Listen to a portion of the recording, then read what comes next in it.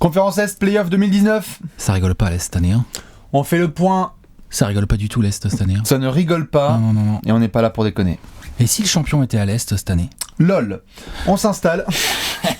Avant de partir dans des blasphèmes, évidemment, on fait la bise. Bon début de semaine à toutes et à tous. On va devoir faire le point. Peut-être qu'il y aura en effet un champion NBA à l'Est. Peut-être pas. On verra. Dans tous les cas, pour le moment, on a des demi-finales de taré.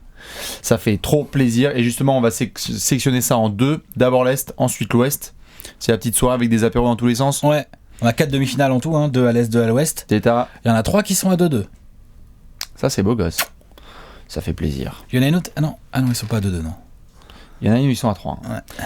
Et justement, on va devoir parler de Bucks Celtics. Ensuite, on parlera de Raptors Sixers. On avait déjà fait un point il y a quelques jours sur le début des séries. Après les Game 1, je crois. On avait fait un point Game 1. C'est ça, on avait vu notamment Boston excellemment démarrer la série. On avait eu un match mixtape à Milwaukee avec un gros taf d'Alorford, avec un jeu collectif. Un bon Kyrie. On connaît, un très bon Kyrie, une défense collective présente. Un Giannis un peu étouffé. Tout à fait, des lieutenants qui ne font pas forcément leur travail. Bref, on était en sortie de match et on se disait, bon, sortie de Game 1 à Milwaukee, qui rencontre enfin des joueurs expérimentés, une grosse défense et un coach qui a déjà connu ce genre de bataille. Ça va être très tendu pour eux. On se disait, est-ce que Boston est capable de nous faire mentir et même de faire mentir un peu entre guillemets l'histoire, c'est-à-dire de cette histoire de bouton on-off en playoff. Moi, j'y ai jamais cru, j'y croirai jamais. Mais après, de temps en temps, je reconnais qu'il y a des faits qui me font mentir. Il y a des équipes qui peuvent te faire mentir de manière isolée. Hein. Et je me disais, tiens, après ce Game 1, là, on s'est tous dit, tiens, les Celtics, dis donc, ils sont capables, ils peuvent sortir du vrai jeu collectif. Quand les tirs rentrent, ils sont chiants en attaque. Et en soi, ils sont capables, toujours. Mais ils sont toujours capables. Hein, mais genre, sur ce Game 1, ils ont mis quoi, plus 20 là-bas, je crois, sur le Game 1. Ils ont mis hein une sacrée tôle, puisque même dans le dernier quart, quand Milwaukee essayait de faire un comeback, les Celtics avaient dit non, on a les deux mains sur le volant, c'est 112 à 90 pour les Celtics au premier match. Donc, autorité totale. 22. Et on s'était dit, bon, déjà, en sortie de Game 1, The Truth. The series is over. Series is over, mais bon, ça après c'est normal. Mais comme d'ailleurs nous aussi, non mais je veux dire par là, non mais je veux dire comme quelque part, comme moi j'ai envie de dire tout de suite. Bon, ok, il y a 3 ans dans la série, mais attention aussi quand tu retournes à Milwaukee, quand après potentiellement tu retournes à Boston, je veux dire rien n'est encore terminé. C'est pas fini. Il y a une dynamique. Tant que t'en as pas gagné 4, c'est pas fini. Exactement, il y a une dynamique clairement Bucks, mais en sortie de Game 1, on se disait must win de Milwaukee tout de suite en Game 2. Ça a géré à domicile et après les 2 déplacements au TD Garden. Franchement, on va parler des Bucks, des Celtics après, parce qu'il y a plein, évidemment, on veut bien vos avis là-dessus, parce qu'on sait que c'est un gros sujet de conversation, notamment pour nos copains de la Celtics Nation, avec qui on fait des gros bisous, évidemment. Soirée difficile hier. Soirée difficile, mais bien sûr, mais série difficile. Ouais. Mais pour le coup, oui, Milwaukee, ils ont qui un est vraiment... adversaire, attention. Milwaukee, vraiment impressionnant, dans différents compartiments du jeu. Déjà, Giannis en lui-même. Alors, au niveau de l'ajustement de Giannis. En fait, l'ajustement, et même j'ai même envie de dire, c'est surtout un ajustement mental. Il n'a pas tellement changé son style de jeu. Pas son jeu, mais c'est juste son approche en fait. Son approche, exactement. C'est plutôt un peu mental, préparation et tout. C'est-à-dire que les Bucks, ils ont changé quoi depuis le Game 1 ? Je crois qu'il a mis Mirotic titulaire à la place de Sterling Brown, et c'est tout. Leur jeu n'a pas été tellement modifié. T'as toujours Giannis qui a très souvent la balle en main. On en avait parlé en sortie de Game 2, tout à fait. Les ajustements, en fait, ils sont de l'ordre du blabla dans le vestiaire, quoi. Exactement. Georgie, il est pas de Connaughton, mais gros, vous pouvez leur mettre la tollée, donc allez-y, courez, quoi. Et c'est là que Milwaukee est assez impressionnant. Ouais. C'est que, en fait, Milwaukee nous montre qu'ils sont sûrs de leur force. Nous montre que Giannis, tu peux bien le défendre, même le défendre magnifiquement bien. Parce que c'est ce qui s'est passé au Game 1, mais défendre aussi bien que ça Giannis à chaque match, c'est une mission quasi impossible maintenant. Surtout au niveau de la match-up, je veux dire Boston... Non mais il est trop méchant, Giannis. Il y a un moment donné, c'est trop compliqué à défendre. Oui, mais après il est trop dur, il est trop puissant, il provoque trop de fautes. Bien sûr. Tu vois, genre même quand tu sais ce qu'il va faire, son enjambée est quand même trop longue pour toi. Tu vois, il y a un côté, je sais pas, il a un côté comme ça, Giannis, je sais pas comment dire. Thanos. Oui, non mais tu sais, le côté, genre, honnêtement, Horford, la nuit dernière, c'est pas le meilleur exemple. Je crois que c'est le match 3. Donc au TD Garden, où moi j'ai trouvé Horford, Marcus Morris, un peu d'Odgeley, j'ai trouvé que finalement Boston avait pas si mal défendu que ça sur Giannis. Et l'autre à la fin, en fait sa ligne de stats est monstrueuse. Ligne de stats, oui, bien sûr. Et Milwaukee autour exploite extrêmement bien, c'est-à-dire qu'on a eu George Hill. Le Game 3 de George Hill. Bledsoe qui fait ses fautes, Bledsoe qui rate tous ses tirs. On va revenir sur Bledsoe après, hein. Mais sur le game 3, c'est vrai que l'entame de Bledsoe est vraiment pas terrible et tout. Georgie, il était hardcore, il a bien abusé notamment du premier rideau défensif de Boston qui était un petit peu plus léger. Ouais, il leur fait mal, hein. Il leur fait mal. Pat Connaughton qui nous est en train de nous faire une des playoffs et surtout une série là, c'est contre lui, Boston. Playoff P, c'est Pat Connaughton. Playoff Pat, les gars, bien sûr, qui était en bout de rotation de Portland d'ailleurs, précédemment. Et ça leur fait grave du bien. Hyper bien utilisé.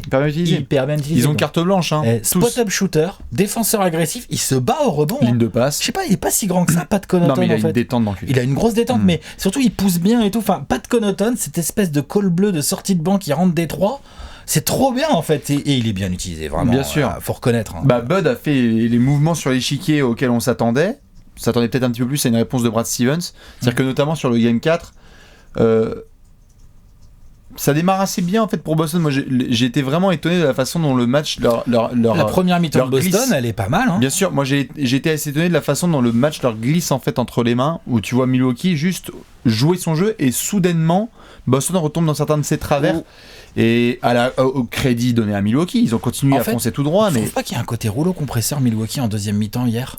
Il y a un côté genre, la première mi-temps de Boston elle est bonne, d'ailleurs ils ont été devant quasiment toute la mi-temps, ils ont même eu 10 points d'avance à un moment, tu vois. Milwaukee n'a jamais lâché, mais Milwaukee continue à jouer, Milwaukee continue à te rentrer dedans. Bledsoe il rentre pas ses tirs, mais il continue à prendre Irving 3 quarts en presse 3 quarts. Middleton il rentre pas ses tirs, mais il continue à les prendre, ils ont un côté entêté, Il y a Giannis, bon alors lui il t'agresse. Il fait un match 4. T'es jamais à l'abri d'un Ilyasova, d'un Pat Connaughton, d'un Brook Lopez. Ils hésitent pas, bien sûr. Il y a un peu de profondeur et tout. Bien sûr. Et du coup, en fait, au fur et à mesure du match, au troisième quart, Boston craque un peu. Et au quatrième quart, une fois que t'es de 10 points derrière, dans le quatrième quart, une fois que t'es 10 points derrière Milwaukee, pour revenir, mon gars, c'est chaud. Hein. C'est clair. Après, je trouve que, on en avait parlé un tout petit peu en preview notamment, parce que après sur les pronostics, on va voir si ça se valide sur la fin de la série, hein, ça c'est du pile ou face. Hein. Mais je trouve, quand on regarde là, les matchs, notamment entre Boston et Milwaukee, que la match-up semble plutôt favorable pour les Bucks. Dans leur style de jeu, dans leur façon de jouer et dans les joueurs qu'on leur met en opposition. C'est-à-dire que, je dis pas qu'il y a 150 mecs sur Terre qui peuvent arrêter Giannis défensivement, c'est tendu. Mais tu le vois que en fait, la façon dont les joueurs sont utilisés notamment par Brad Stevens et surtout le manque de, pas de respect mais d'importance qui est donné à tous les mecs, les Bledsoe, les Georgie, etc. fait que Milwaukee peut jouer son jeu. Et c'est en ça que, on va en reparler après, comme tu l'as dit, saison régulière mitigée de Boston et donc tu te retrouves 4ème et tu dois jouer les Bucks, mais je me demande si Milwaukee là qu'on voit très bien jouer n'est pas aussi content d'être tombé sur ces Celtics là, tu vois. Alors déjà, je veux bien, juste pour éclaircir juste ce que tu viens de dire, qu'est-ce que tu veux dire par là quand tu veux dire les Celtics ne donnent pas assez de respect à des Bledsoe, des Middleton, qu'est-ce que tu veux dire par là ? Je trouve que la façon dont, comme tu le disais, la façon dont Giannis est défendu, c'est difficile de demander de faire mieux. Brad Stevens essaie de créer un rempart comme il peut avec du Horford, du Marcus, fermer la raquette au mieux, du Ojeley, tu fais au mieux. Mais je trouve que pour Boston, c'est trop galère en fait d'avoir ce nombre de joueurs imprévisibles. Le plan de jeu de Milwaukee en fait ne rentre pas dans la main de Boston, où eux ils préfèrent, quand il y a des équipes comme on l'a vu par le passé, des Houston, etc., où tu as un plan de jeu offensif très défini en face. Le truc c'est que Milwaukee est assez imprévisible. C'est vrai. Et donc du coup la très bonne défense en saison régulière de Boston n'arrive pas à avoir l'impact. C'est vrai. Surtout qu'on a vu par exemple au Game 2, Middleton il a pris feu, il a rentré tous ses tirs. Terminé, voilà. C'est dans la merde. Ils sont en première intense. Au Game 3 il rentrait pas ses tirs, il a fait genre 6 ou 7 passes d'ess. Vas-y Georgie le frère. Voilà. Donc ça je vois ce que tu veux dire. Après dans la continuité de ce que tu viens de dire par rapport à la régulière notamment de Boston, je sais pas si Milwaukee est content de tomber sur Boston, mais ce qui est sûr en tout cas, c'est que Boston n'a jamais été foutu de construire quoi que ce soit tout au long de cette régulière. Ils ont eu du mal au niveau régularité. Brad Stevens tâtonne. L'intégration d'Hayward, c'est compliqué. Les déclarations de Kyrie Irving, Jason Tatum, tout ça. Et en fait, tout ça, face à une équipe sûre d'elle, en pleine confiance, qui a un style de jeu bien précis, et je répète encore une fois, qui est une équipe très physique, une équipe qui te rentre dedans, mais genre fort. Milwaukee. Pourtant ils ont du soldat, hein, Boston. Hein. Oui, ils ont du soldat, mais je dis pas, mais Milwaukee, c'est collectivement qui te rentre dedans. Je sais pas comment dire. Bah ouais, c'est la continuité d'une saison par rapport à l'autre. Et c'est là que Boston n'arrive pas à répondre parce que Boston a beaucoup de mal à trouver de la régularité, ne serait-ce que dans un match entier en fait. Ouais, il manque, tout à fait, il manque de... J'en ai vu pas mal évidemment du côté de Boston, certains fans qui disaient... Certains qui sont un petit peu nostalgiques parce qu'ils voudraient qu'en gros tu prennes là maintenant le cœur d'Isaiah Thomas, Jay Crowder et toute cette clique là et le mettre dans cette équipe là. Parce qu'en fait le talent il est énorme, mais il y a beaucoup, je trouve, et pour continuer sur ce que tu dis, avec tout le respect que j'ai et que je pense que tu as et plein de gens pour le talent d'un Kyrie Irving, d'un Al Horford et d'un Gordon Hayward et d'un Jason Tatum, ça manque de nasty, comme dirait Pop. Ça manque de rentrer dans leur gueule. Tout à fait. Par contre, parce que Jaylen Brown, il monte au poster sur Giannis. Si t'enlèves le côté nasty, que tu parles que de talent, moi je trouve que individuellement parlant, intrinsèquement, il y a plus de talent à Boston. Mais tout à fait. Parce qu'il y a Giannis, mais il leur manque qui est le meilleur joueur de la série. Oui, mais il leur manque le côté salaud. Mais t'es d'accord avec moi que après les Kyrie, les Horford, mais ils sont meilleurs que tous les seconds. Ils sont meilleurs que les Middleton quand même normalement sur le papier, que Middleton, que Bledsoe, que George Hill, tout ça quand même. Sauf qu'il leur manque un peu ce côté un peu nasty, sale. Ils sont moins méchants, je trouve que vraiment là-dessus. Mais les joueurs sont globalement moins méchants. Ouais. Tu vois, alors Horford de réputation, ça a souvent été comme ça. Hayward, ça a aussi été souvent comme ça. Ce que je veux dire, c'est que Giannis se comporte en tueur, et dans son sillage tu sens que les Bledsoe, les Middleton, les Connaughton, les Ilyasova et compagnie, ça suit quoi. Ça suit le général hein. Et il fait un game 4 absolument monstrueux en sortie de game 2, 3, 4 c'est monstrueux. Non, de toute façon les playoffs de Giannis on en reparlera dans une autre vidéo hein. Mais évidemment l'autre sujet dont on a pas mal parler tout au long de la matinée, c'est notamment les réactions de Kyrie Irving en sortie de Game 4 et donc des 3 dernières défaites. J'ai pas vu, il a dit quoi? Je sais plus c'est quoi, il est à 19 sur combien, 52 ou 62 oui, sur 62, il est pas un beau pourcentage. Il a 19 sur 62 et c'était le nombre de shoots. Il a dit j'aurais dû en prendre 30. Il aurait dû prendre 30 shoots parce qu'il avait pris 22, ouais, c'est ça. Bon après on sait, hein, attention à pas sortir les quotes de leur contexte. Je suis d'accord, je pense qu'on s'est suffisamment foutu de la gueule de Kyrie cette année sur ses déclarations et il y avait de quoi hein. Là l'autre par exemple sa déclaration genre personne peut nous prendre en 7. Fais attention à pas te faire sortir en 5 quand même frère hein, on est d'accord. Mais alors après faut pas oublier un truc, comme tu le disais tout à l'heure en off, c'est que Milwaukee domine de ouf. Là, Boston se retrouve face à un défi immense. Donc déjà, hier, ils étaient face à un défi immense, puisqu'ils étaient menés de 1 avec un must-win à la maison. Ils ne l'ont pas gagné. Mais la série n'est pas finie. C'est-à-dire que maintenant, on veut bien voir, est-ce que Milwaukee est capable de se pointer là, après-demain, pas cette nuit, mais la nuit prochaine, demain, enfin bref, on s'en fout. Dans la semaine. Au prochain match, au Game 5, et jouer pareil, en mode rouleau compresseur, et nous torcher la série en 5, là vraiment avec Boston qui peut rien faire. Ou est-ce que Boston a la ressource, malgré son manque de régularité, est-ce que Boston a la ressource, est-ce qu'un immense game de Kyrie Irving qui te fout 38 points, malgré Bledsoe, malgré George Hill, malgré Middleton ou tout quoi, est-ce que ça peut suffire à gagner le Game 5 à Milwaukee, du coup être à 3-2, ramener la série pour un Game 6 à Boston? Est-ce que la pression peut changer de camp? Bien sûr. Moi je pense, pour répondre à ta question, je pense que oui ils ont la ressource, mais il faudra la ressource mentale en fait, parce qu'on l'a dit, ils ont le talent, ils ont l'expérience, ils ont le coach, ils ont le plan de jeu, ils savent comment ils doivent jouer, mais il y a cette espèce de gentillesse au global qui ne va pas face à ces Bucks là. Là-dessus, le coach, je veux bien qu'on en parle. Ah bah Brad Stevens, oui, il faudra qu'on en parle. Parce que pour l'instant on l'égratigne pas trop. On a tendance à... Moi, hier soir, j'étais sur Twitter devant le match. Je discutais un peu avec de la Celtics Nation ou de la Bucks Nation. Bon, Kyrie se fait défoncer hier soir sur les réseaux sociaux. Normal. Ouais, je dis pas que c'est normal. J'ai pas à juger c'est normal ou pas. Moi, je trouve que c'est... Sur certains commentaires, je trouve qu'on est encore un peu trop dans ce thème récurrent là qu'on a ces derniers temps de la fameuse culture de l'instant, où si tu lis certains commentaires, genre Kyrie est juste une chèvre. Bon... à voir, tu vois, genre doucement. Ok, il fait pas une belle série là, il fait pas la série qu'il faut, on est d'accord. Mais c'est quand même un mec avec un talent rare, notamment offensif quand même. Ouais. Donc, le manque de nasty, le manque de dureté, le manque aussi Brad Stevens, là par exemple, au-delà de peut-être là il a du mal à motiver ses mecs comme il faut, à les mettre dans le bon angle. Normalement tu dois leur mettre des grosses patates, tu dois les défoncer, mais même Il se fait un peu outcoach par Budenholzer. Je sais pas vraiment, parce que le plan, tu le connais. Mais En fait, le plan. il n'arrive pas à trouver un plan pour contrer le plan des Bucks. Le quoi. seul point sur lequel je peux te rejoindre là-dessus, c'est l'utilisation des bancs. C'est-à-dire que quand tu te fais littéralement foncer là, par tout ce qui est Connaughton, George Hill, et que là, il y a eu des ajustements, et que Ils mettent combien de points hier soir, le banc de Boston? Ils sont 7. Marcus Smart, il est à 1 sur 800 000. Après, lui, il revient. Il revient. Depuis... Qui c'est qui sort Il y du banc? avait Hayward, je crois, en sortie de banc. Hayward, crade. Tu veux que je regarde? Ouais, je veux bien, parce qu'en fait, le banc de Boston, ça a été un gros sujet sur ce Game 4. Et quand tu te fais outplay par le banc de Milwaukee, qui est très bon, hein. Pas de manque de respect envers le banc de Milwaukee, mais là, vraiment, il y a un écart.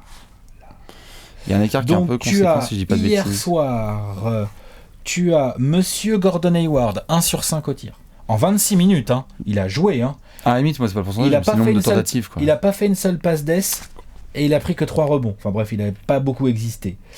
Fait taf en défense, mais c'est pas assez. Ouais, enfin bon, c'est pas suffisant. Non. Marcus Smart de retour, hein. 1 sur 7 au tir en 15 minutes.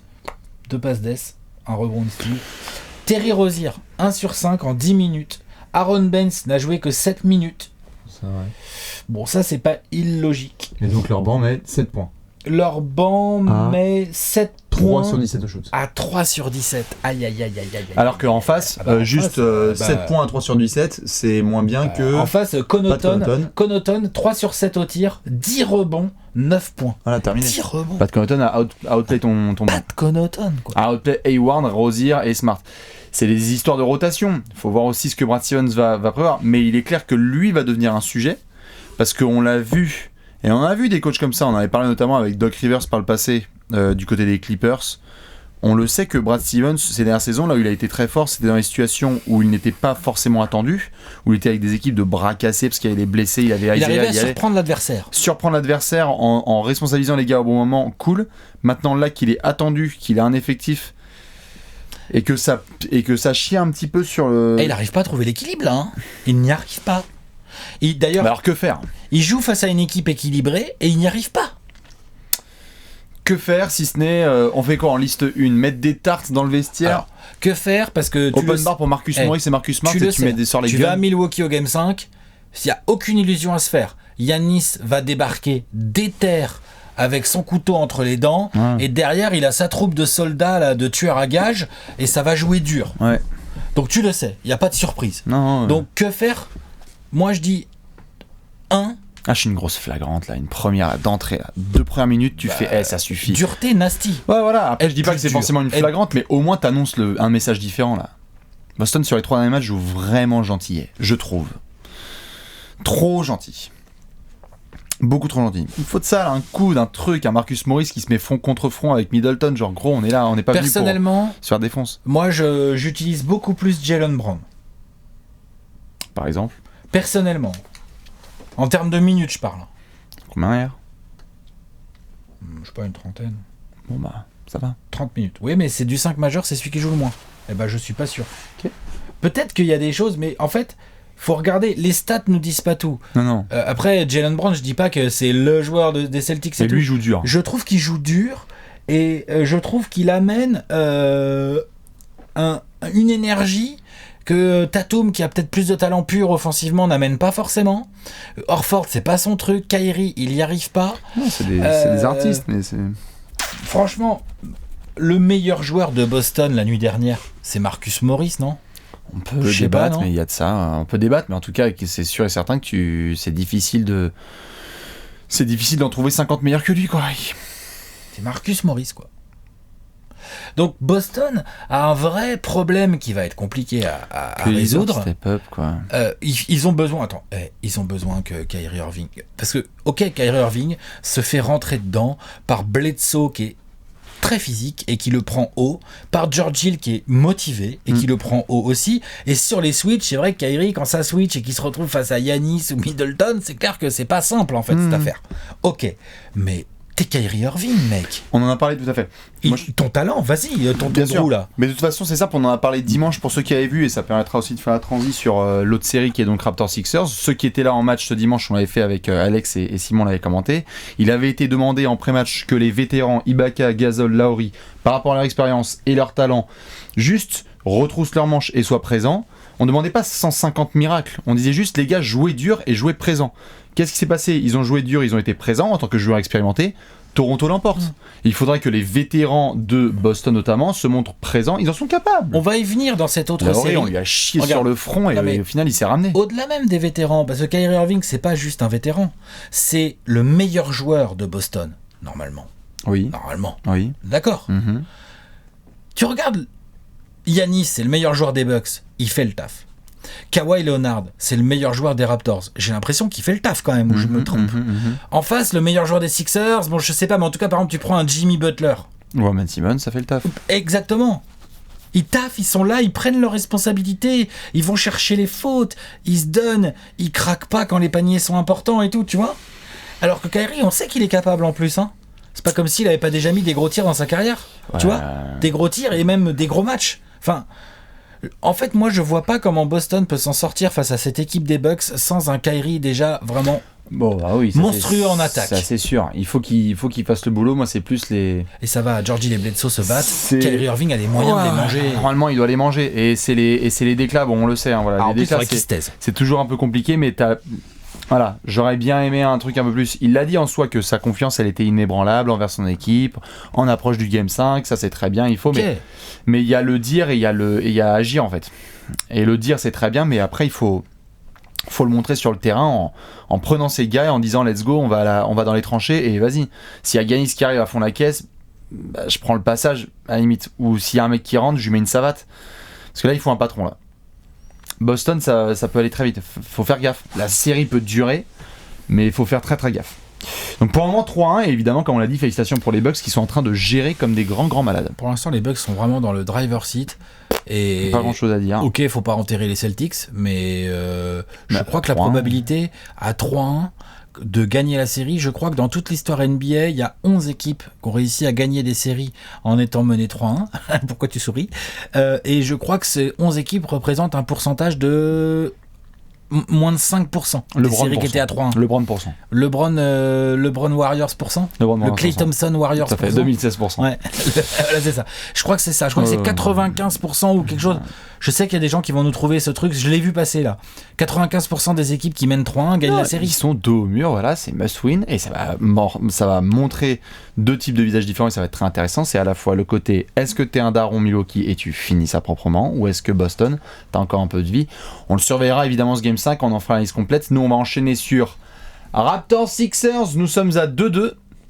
Quelle série? Quelle série putain de merde. Est-ce qu'on peut avoir une série en 13 s'il vous plaît? Parce qu'en ce moment entre Kawhi, Ben Simmons, Jimmy Butler, Joel Embiid, Kyle Lowry, Ça se rend Serge court, Ibaka, Marc Gasol, on a eu un match 4 qui était fou en Magnifique. direct du Wells Fargo Center. On a eu la chance de pouvoir commenter ça avec Simon qui en fait la bise.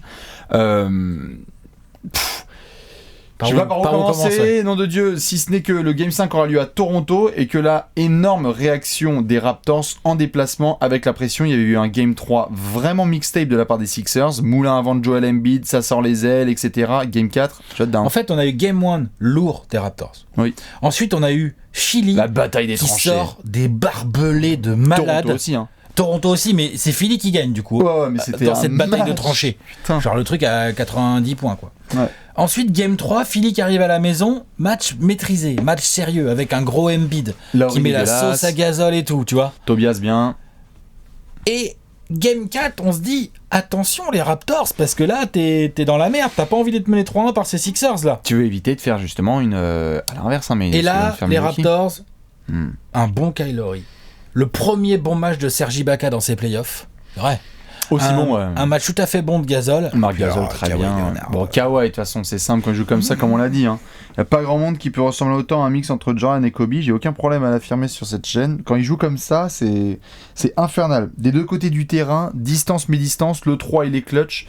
Ben Simmons sur le paletot, 60% au shoot. Jimmy Butler, il a du sur le dos. Butler, du Ben Simmons sur lui. Du Tobias, il en a Il tourne à 38 rien à points de branler. moyenne depuis le début de la série. Rien à Il branler. tourne à 38 points de moyenne depuis le début de la série. Et il y a 38 et les copains de Houston ont fait la bise. Il y a 60% au shoot, 50% à 3 points et 91% au lancer quand même.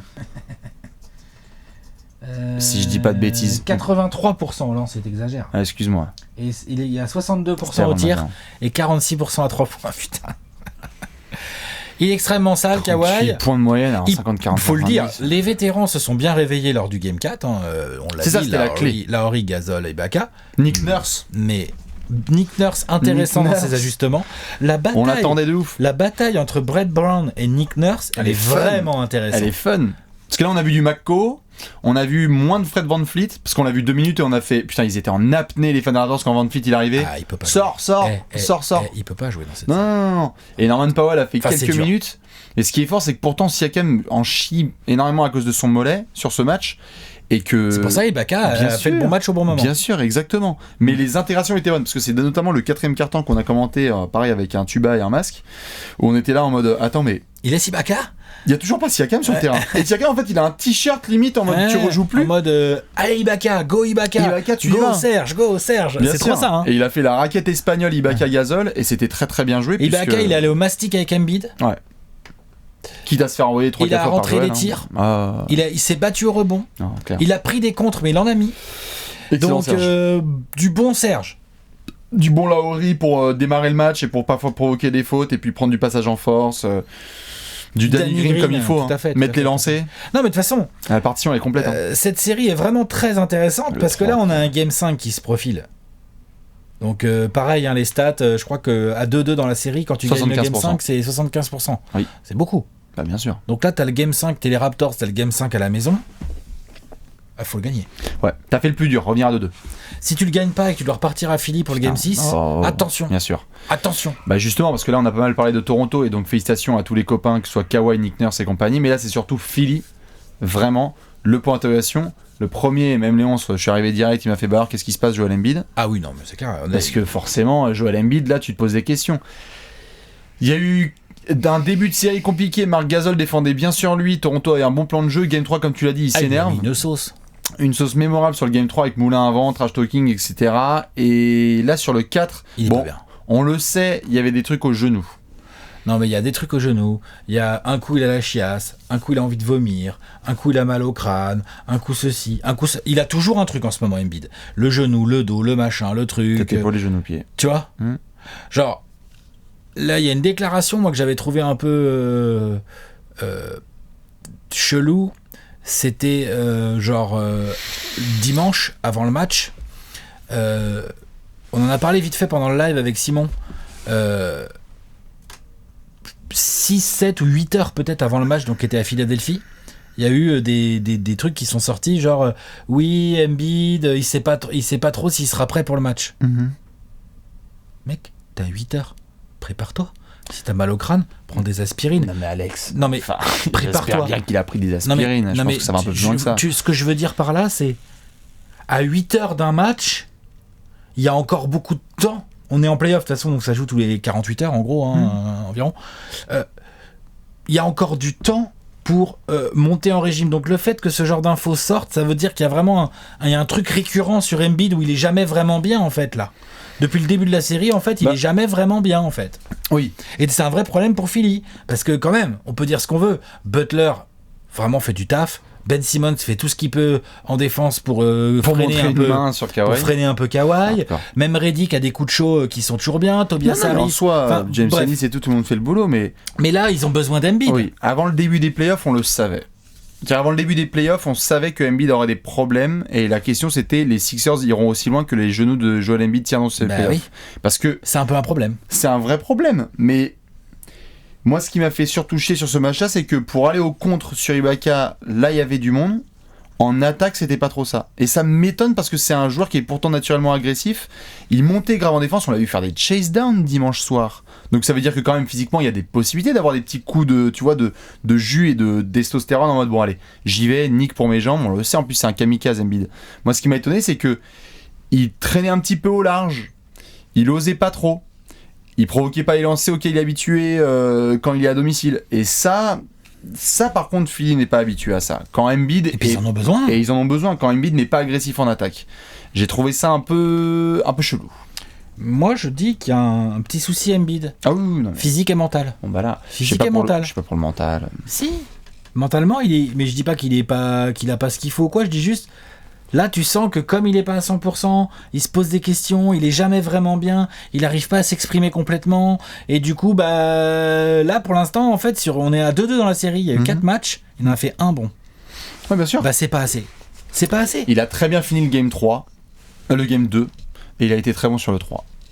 Allez, voilà, allez. Ah bien sûr, non mais j'y tire au max. Mais de toute façon c'est simple, hein. Embiid ça parle toute la saison régulière, ça parle, ça jacte. Il y a un moment où là, Game 5 à Toronto, gros... Le meilleur trash talker. Game 5 à Toronto, si Embiid il finit à 12 points, 11 rebonds, on bah met non. des HLM canadiens dans la tête. Hein. Ouais. Il faut espagnol. régler ça. Parce que Ibaka espagnol, parce qu'Ibaka Gasol, ouais, ils ont fait le boulot. Hein, il faudra suivre. Comment on dit HLM en espagnol? Tiens, je veux bien savoir ça. HLM.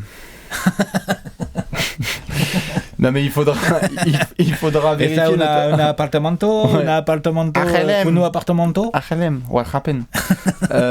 Il faudra vérifier notamment la bataille des coachs, puisque tu en parlais là, elle est hyper intéressante. On a vu notamment Brett Brown dire ok Boban, sauf pour niquer les remises en jeu, c'est next, tu joues pas. James Ennis très Trop bien. drôle ça. Bien sûr. Brett Brown, j'aime bien sur cette série, ce qu'il fait. C'est pas mal. Oh, écoute, franchement, avant la série, j'étais là genre. Il y a eu des minutes là sur le Game 4, il y a eu des minutes où on a fait qu'est-ce qui se passe, tu sais, quand il y a eu les 5, soit sans Greg Monroe, sans Embiid, mais ça n'a sans pas truc. duré trop longtemps par rapport à ce qu'il peut Oui, faire mais d'habitude. attention, quand on a paniqué, Ah oui, on a fait wow, qu'est-ce que tu fais vraiment? mec, c'est déterminant là. Ouais. C'est quoi ce 5? Le mec, il a James Ennis, Mike Greg Scott, Monroe, Tobias Mike Harris Scott, et Ben Tobias Simmons. Harris et Ben Simmons. Genre, il y a. Pas de Butler, Je vais pas être d'Embiid. méchant, mais voilà, c'est ça. Genre, la création, ok, mais il a pas de shoot, Ben Simmons. Enfin, c'est compliqué. Non, c'était bizarre. Mais ça a pas duré longtemps. J'aime bien, c'est depuis le Game 2, là, cette façon qu'il a de beaucoup donner la balle à Butler sur demi-terrain avec Ben Simmons qui se comporte plus comme un ailier fort à poser des écrans et à jouer sans ballon. Ouais, mais là ça jouait chez qui? Toi t'avais demandé notamment à ce que Kawhi soit en défense sur Jimmy Butler. Ouais, sur une on l'a occasion. vu hein, de Et plus en Nick Nurse, plus. ça fait sur le 4ème Ouais. quart-temps, genre tu y vas et Ouais. tu lui aboies dessus. Genre voilà. Et Non, là c'est maintenant intéressant. c'est à Brown de répondre. C'est intéressant. Et même quand, avec la blessure de Siakam, donc Nick Nurse, qui a vu que Siakam était pas à fond, a beaucoup fait jouer Ibaka. Par chance, Ibaka était plutôt inspiré en attaque et au rebond, mais Ouais. en plus, Ibaka, il peut beaucoup prendre le relais de Gasol sur Embiid, même si Ibaka est pas assez grand vraiment pour défendre Embiid, mais au moins il est costaud, il a de la détente, il a des longs bras, tu vois, il gêne quoi. Bien Parce que sinon, derrière Gasol, c'est quoi la solution? C'est clair. Je veux dire, Siakam et Kawhi, ils peuvent pas aller sur Non, Embiid. non, ils peuvent pas aller sur C'est Embiid. impossible. Bah, de toute façon, il faudra suivre, évidemment, gros point important, au-delà de Embiid physiquement, Siakam, avec ce qu'il a eu au mollet un petit peu. Bah, A c'est priori, bien c'était niqué quand son- même un coup. Hein. Oui, c'est un bleu, mais ça l'a bien niqué quand même, puisque son match 3 son Game et 4, son ça se match voyait, 4 est hein. vraiment Ouais, ça se effroyable. voyait, ouais. Match 5 déterminant à Toronto, on le ouais. regardera, évidemment, vous aussi, en espérant que ça aille en 7, parce que cette série, jusque-là, c'est T'as ton fabuleux. pronostico, toi, t'avais dit quoi sur cette série, toi? Moi, Raptors, y passe, hein. Raptors 4-2, 4-3, un truc comme ça? 4-3, je crois. Hein. Je crois que j'ai Donc dit toi, 4-3. la Game 5 pour toi, c'est Raptors. Ouais, Toronto fait le taf, après on verra Philadelphie, mais Toronto va en finale de conf. Oui, ils ont le meilleur joueur de la conférence Est. Donc, Ah bon? C'est nouveau ça? Je- C'est une nouvelle info ça? ça les mêmes des mecs. Oh là là, non, mon Dieu! Ah, c'est quoi c'est, nom de Dieu? Non, dans tous les cas, on a fait le petit point sur la conférence Est. Dites-nous ce que vous pensez de ces deux séries qui sont absolument folles. Et nous, on va enchaîner avec la West Coast, Motherfucker. À tout de suite. Ciao ciao!